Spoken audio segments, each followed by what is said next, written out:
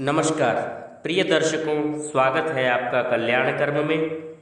आइए विवाह सीखने की विधि में आगे बढ़ते हैं और आज पाठ संख्या 3 में आगे चल कर के आगे की विधि को जानते हैं, सीखते हैं।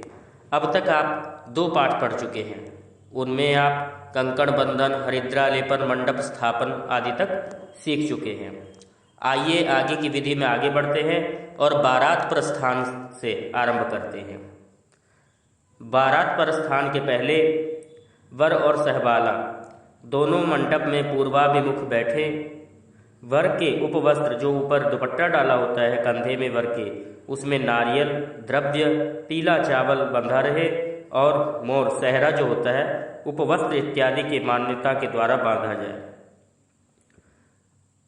बारात के पूर्व अपने घर में स्वजनों की उपस्थिति में वर तथा उसके बगल में सहबाला सुंदर वस्त्र आभूषणों से सुसज्जित होकर बैठते हैं। कुल परंपरा अनुसार परिवार के जमाता द्वारा वर को जो पगड़ी होती है वह धारण कराई जाती है। पुरोहित गणेश, अंबिका आदि का पूजन करते हैं। तदनंतर कन्या पक्ष के लोग वर पक्ष के वरिष्ठ जनों को द्रव्य सम्मान प्रदान करके उन्हें विवाह हेतु आने का आमंत्रण प्रदान करते हैं। उपर्युक्त क्रम करने के बाद लोकाचार के अनुसार संपन्न कर लेना चाहिए। तत्पश्चात महिलाएं लोकाचार के अनुसार वर को बारात प्रस्थान के लिए नीराजन आदि करके तैयार करती हैं।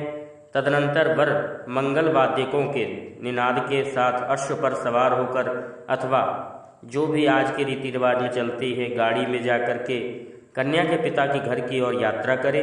साथ में वर पक्ष के कुटुंबी, मित्र आदि संभ्रांत जन बारात के रूप में जाते हैं। उसके बाद द्वार पूजा आती है। बारात द्वार पर आ जाने एवं स्वागत के अनंतर वर की द्वार पूजा संपन्न की जाती है। कन्या के अभिभावक पश्चिमाभिमुख और वर पूर्वाभिमुख बैठकर आचमन प्राणायाम करके, पवित्रीकरण आदि करके अपने ऊपर जल छिड़ककर तथा पूजन सामग्री पर जल से प्रोक्षण करें। हाथ में अक्षत पुष्प लेकर के आनो भद्रा इत्यादि मंगल मंत्रों का पाठ करें और श्रवण करें। तत्पश्चात कन्यादान करने वाले और वर दोनों जलाक्षत द्रव्य लेकर देश काल संकीर्तन करके गणेश पूजन और कलश स्थापन पूजन का संकल्प करें तथा यथालब्ध उपचारों से गणेश, अंबिका और कलश नवग्रह आदि का पूजन करें। तत्पश्चात कन्यादाता वर का पूजन करें। यहाँ पर जो भी गणेश, अंबिका आदि पूजन की विधि है वह हमने पूर्व में पाठ में डाल रखा है। आप वहाँ से गणेश, अंबिका पूजन, कलश पूजन आदि सीख सकते हैं। इसके बाद आगे की विधि में चलते हैं तो वर का पूजन किस प्रकार किया जाता है उसके बारे में जानते हैं। यहाँ से आगे वर का पूजन किया जाता है। सबसे पहले पाद प्रक्षालन। कन्या के जो भाई है अथवा पिता इस मंत्र के द्वारा वर का पाद प्रक्षालन मतलब पैरों को धोए। ओम विराजो देहोसी विराजो दोहमशीय मयि पाद्यायै विराजो दोहः। उसके बाद तिलक लगाए। निम्न वैदिक मंत्र से अथवा मंगल श्लोक से वर को तिलक करें। ओम युञ्जन्ति प्रध्नमरुखं चरन्तं परितस्थुखः रोचन्ते रोचनादिवि युञ्जन्त्यस्य काम्या हरि विपक्षसारथे शोणाधृष्णु नृवाहसा। कस्तूरीतिलकं ललाटपटले वक्षःस्थले कौस्तुभं नासाग्रे वरमौक्तिकं करतले वेणुः करे कङ्कणं सर्वाङ्गे हरिचन्दनं सुललितं कंठे च मुक्तावली गोपस्त्री परिवेष्टितो विजयते गोपालचूड़ामणिः। इस मंत्र के द्वारा तिलक लगा दें। उसके बाद अक्षत चढ़ाएंगे। मंत्र इस प्रकार है। ओम अक्षन्नमी मदंत ह्यवप्रिया अधुखत अस्तोखत स्वभानवो विप्रानविष्ठया मति योजान्विन्द्रते हरि। उसके बाद माल्यार्पण करेंगे। माल्यार्पण करने का मंत्र इस प्रकार है। ओम माल्यादीनि सुगंधीनि मालत्यादीनि वै प्रभो मया हृतानि पुष्पाणि पूजार्थं प्रतिगृह्यताम्। इस मंत्र के द्वारा माल्यार्पण कर दे। तदनंतर दाता वर को प्रदान करने के लिए कपड़े, अंगूठी, आभूषण, द्रव्य, नारियल और जलाक्षत हाथ में लेकर संकल्प करे।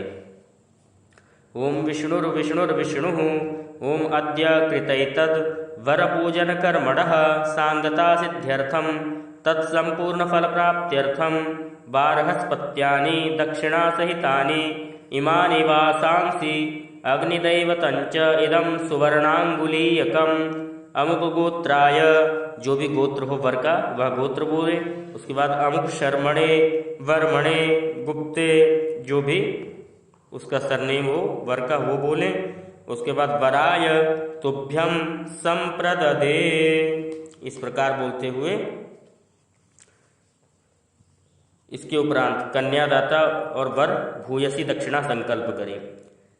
जो भी संकल्प किया है पूर्व में दाता ने वह दे दे वर को। उसके बाद दोनों जो दाता है वे भी, कन्यादाता जो है वो और वर दोनों ही भूयसी दक्षिणा का संकल्प करे।